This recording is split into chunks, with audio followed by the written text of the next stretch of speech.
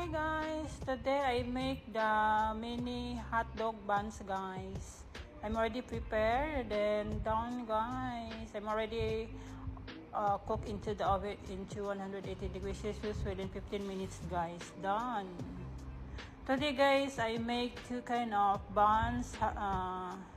This one mini hot dog buns and pandesal guys.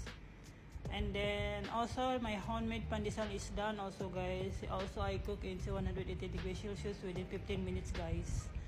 Only 6 pieces guys because I just make 3 cups of bread flour.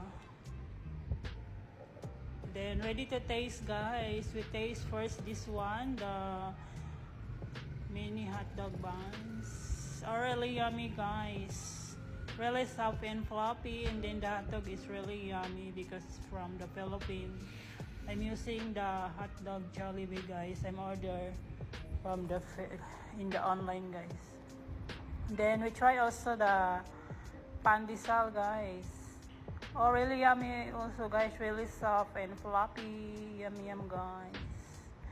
Thank you for watching guys, and bye for now.